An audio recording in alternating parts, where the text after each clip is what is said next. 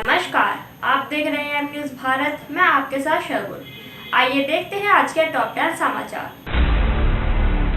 सहारनपुर में 20 जनवरी तक गांव-गांव में पहली डोज। मंडलायुक्त ने ग्राम प्रधानों संग बैठक की।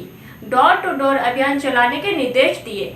सहारनपुर में कोरोना संक्रमण की रफ्तार तेजी से बढ़ती जा रही है। जिले में कोरोना संक्रमण के एक्टिव मरीजों की संख्या 2000 के पार पहुंच गई है, जबकि ग्रामीण क्षेत्रों में टीकाकरण की रफ्तार काफी धीमी गति से चल रही है। ऐसे में मंडलायुक्त लोकेश एम ने नकुड़ के विकासखंड के ग्राम प्रधानों से बैठक की। बैठक के जरिए मंडलायुक्त ने प्रधानों को टीकाकरण में सहयोगी करने की अपील की।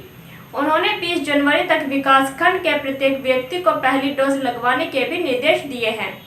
मंडलायुक्त लोकेश एम ने कहा कि ग्राम प्रधान कोविड टीकाकरण अभियान में अपना सहयोग देकर 20 जनवरी तक प्रत्येक गांव के प्रत्येक व्यक्ति को कोरोना टीकाकरण का प्रथम डोज 100% कराएं। उन्होंने कहा कि ग्राम प्रधान अपने नेतृत्व में डोर टू डोर अभियान चलाएं।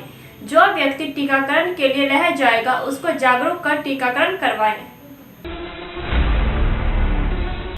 मतदेय स्थलों को बदला। जिला प्रशासन ने चुनाव आयोग से ली थी स्वीकृति। सहारनपुर में एडीएम प्रशासन व उप जिला निर्वाचन अधिकारी डॉक्टर अर्चना द्विवेदी ने कहा कि भारत निर्वाचन आयोग ने सहारनपुर नगर विधानसभा के मतदेय स्थलों को बदला है।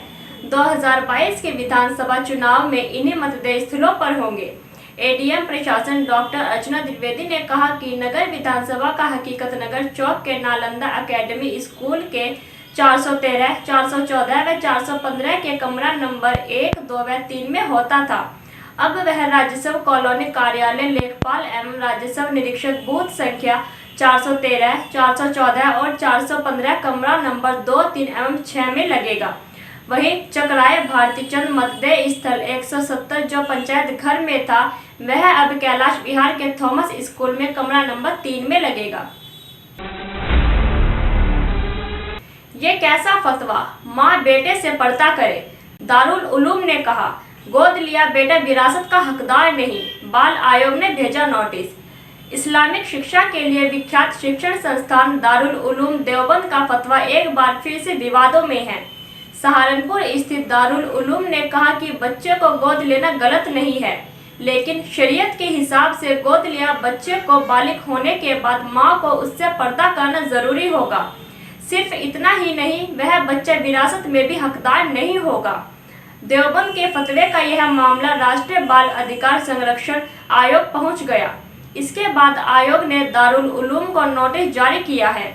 आयोग ने इस बात पर ऐतराज जताया है कि आखिर मां को अपने बेटे से पर्दा करने की क्या जरूरत है। आयोग ने उत्तर प्रदेश सरकार के सचिव को नोटिस भेजा और मामले का संज्ञान लेने को कहा। इस पर प्रदेश सचिव ने जिलाधिकारी सहारनपुर को जरूरी कार्रवाई करने की हिदायत दी है। वहीं देश के कानून के मुताबिक गोद लिया बेटा भी विरासत का हकदार है। ऐसे में यह फतवा देश के कानून के अनुरूप नहीं है। आयोग ने यह भी कहा कि जब तक इस फतवे को वेबसाइट से नहीं हटाया जाएगा, तब तक इसे अस्थायी तौर पर ब्लॉक कर देना चाहिए। एसडीएम ने पीएचसी का किया औचक निरीक्षण। कोरोना की रोकथाम को लेकर दिखाई सजगता। कोरोना केसों पर अंकुश लगाने की आवश्यक दिशा निर्देश दिए। क्षेत्र में कोरोना वायरस लगातार बढ़ रहा है। कोरोना की रोकथाम को लेकर एसडीएम दीपक कुमार ने सोमवार को सीएचसी का आकस्मिक निरीक्षण किया। कोरोना की बढ़ती रफ्तार पर अंकुश लगाने के लिए आवश्यक दिशा निर्देश भी दिए। निरीक्षण के दौरान दीपक कुमार ने सीएचसी कर्मियों को हिदायत देते हुए कहा कि वैक्सीनेशन के काम में तेजी लाए तथा जिन लोगों ने अभी तक वैक्सीन नहीं लगी है, वह यथाशीघ्र वैक्सीन लगवाने का काम किया जाए। एसडीएम ने यह भी कहा कि सीएचसी में आने वाले कोरोना लक्षण वाले रोगियों की टेस्टिंग को बढ़ाया जाए तथा अस्पताल में लगातार पीए पब्लिक एड्रेस का प्रयोग किया जाए और कोरोना के प्रति बचाव हेतु लोगों को लगातार जागरूक करने का काम किया जाए। आचार संहिता का उल्लंघन। रामपुर मनिहारान में जगह जगह लगे बैनर पोस्टर, प्रशासन बेखबर। सहारनपुर के रामपुर मनिहारान में आदर्श आचार संहिता लागू हुए 1 सप्ताह से ज्यादा का समय बीत गया है। प्रशासनिक लापरवाही के चलते हाल तक उसका पालन होता नहीं दिख रहा है। सहारनपुर दिल्ली हाईवे का नज़ारा कुछ अलग ही है। कई स्थानों पर लगे होर्डिंग बैनर बता रहे हैं कि प्रशासन आचार संहिता का पालन कराने को कितना मुस्तैद है। कई राजनीतिक पार्टियों के फोटो सहित लगे बैनर पोस्टर चुनाव आचार संहिता की पोल खोल रहे हैं, जो कि चर्चा का विषय बने हुए हैं। विधानसभा चुनाव को देखते हुए सभी राजनीतिक दलों के संभावित प्रत्याशियों द्वारा कस्बे में दीवारों से लेकर हर एक सार्वजनिक स्थान पर अपना प्रचार कराया गया था। जगह जगह होर्डिंग, झंडे और बैनर लटकाए गए थे। आदर्श आचार संहिता लागू होते ही प्रशासन ने कुछ स्थानों पर लगे सभी प्रकार की प्रचार सामग्री को हटवाकर इतिश्री बना दिया था। बावजूद इसके अभी भी कई स्थान ऐसे हैं जहां पर लगे होर्डिंग बैनरों से आचार संहिता का खुलेआम उल्लंघन हो रहा है। फॉर्च्यूनर अल्टो की आमने सामने की टक्कर में ग्राम प्रधान सहित 2 की मौत। सहारनपुर के रामपुर मनिहारान थाना क्षेत्र अंतर्गत एक गांव के पास 2 कारों की टक्कर हो गई। घटना में ग्राम प्रधान सहित एक महिला की मौत हो गई। घटना से मृतकों के परिजनों में कोहराम मचा है। ग्रामीणों में शोक की लहर दौड़ गई।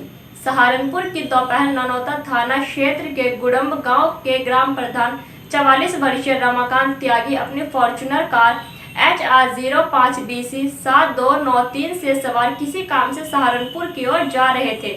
जैसे ही वह देवबंद रोड से सहारनपुर के लिए जाने वाले बाईपास पर चढ़े तो रामपुर मनिहारान थाना क्षेत्र के गांव चकवाली के निकट गांव की ओर से आ रही अल्टो कार HR05BC 7293 से उनकी टक्कर हो गई।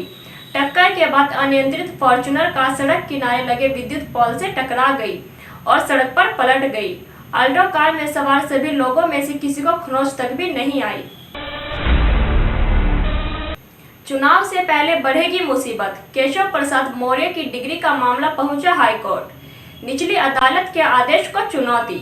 उत्तर प्रदेश विधानसभा चुनाव के लिए सियासी माहौल के बीच यूपी के डिप्टी सीएम केशव प्रसाद मौर्य से जुड़ी एक खबर सामने आई है। केशव प्रसाद मौर्य की डिग्री का मामला अब हाईकोर्ट तक पहुंचा है। डिप्टी सीएम केशव प्रसाद मौर्य की डिग्री को लेकर मजिस्ट्रेट के आदेश के खिलाफ हाईकोर्ट में अर्जी दाखिल की गई थी, जिस पर 3 फरवरी को सुनवाई है। मजिस्ट्रेट के समक्ष फर्जी डिग्री की शिकायत करते हुए FIR दर्ज कराने का आदेश जारी करने की मांग की गई थी। दरअसल हाईकोर्ट में दायर अर्जी में AGJM प्रयागराज के 4 सितंबर 21 के आदेश को चुनौती दी गई है। उस आदेश में मजिस्ट्रेट ने FIR दर्ज करने का आदेश जारी करने से इनकार कर दिया था और कोर्ट ने धारा 156(3) दंड प्रक्रिया संहिता के तहत दाखिल अर्जी खारिज कर दी थी। चीन ने बना लिया है 0 ग्रेविटी वाला नकली चांद।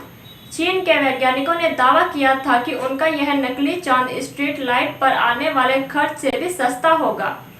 50 वर्ग किलोमीटर के क्षेत्र में नकली चांद से होने वाली रोशनी से बिजली पर आने वाले खर्च में हर साल 1.2 अरब युआन यानी 17.3 करोड़ डॉलर की बचत होगी।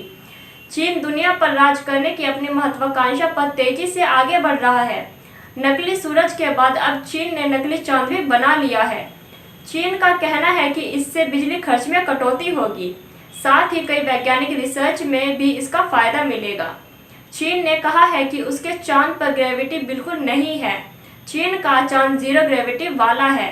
चीन के वैज्ञानिकों ने दावा किया था कि उनका यह नकली चांद स्ट्रीट लाइट पर आने वाले खर्च से भी सस्ता होगा। 50 वर्ग किलोमीटर के क्षेत्र में नकली चांद से होने वाली रोशनी से बिजली पर आने वाले खर्च में हर साल 1.2 अरब युआन यानी 17.3 करोड़ डॉलर की बचत होगी। कानपुर में ठंड ने तोड़ा 20 वर्षों का रिकॉर्ड, 6 लोगों की हो गई मौत। उत्तर प्रदेश में लगभग सभी जिले इन दिनों कड़ाके की ठंड झेल रहे हैं। इसी बीच कानपुर में सर्दी और शीतलहर ने 20 वर्षों का रिकॉर्ड तोड़ दिया है।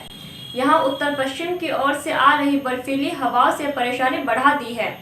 रविवार के मुकाबले यहां सोमवार को अधिकतम तापमान 4 डिग्री सेल्सियस से भी ज्यादा लुढ़क गया। इस कड़ाके की सर्दी के कारण हार्ट अटैक और ब्रेन स्ट्रोक के मरीजों की संख्या में भी इजाफा हुआ है। इस कारण यहां 6 लोगों की मौत हो चुकी है। GACBM मेडिकल कॉलेज के हैलेट अस्पताल के इमरजेंसी मेडिसिन यूनिट में सोमवार शाम तक ब्रेन स्ट्रोक के 11 मरीज भर्ती किए गए। यहाँ यशोदा नगर निवासी 55 वर्षीय सलोनी मिश्रा सोमवार तड़के उठी तो बिस्तर से नीचे गिर गई।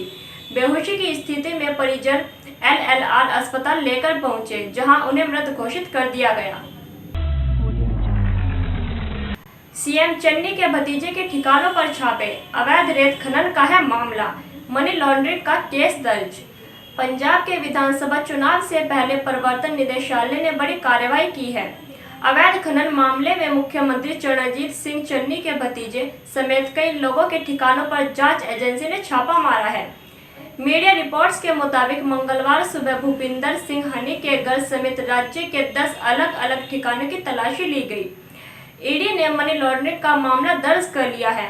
रिपोर्ट्स के मुताबिक अधिकारियों ने कहा है कि मनी लॉन्ड्रिंग का मामला दर्ज किया गया है कि और सियासी कनेक्शन वाले कई लोगों की जांच की जा रही है।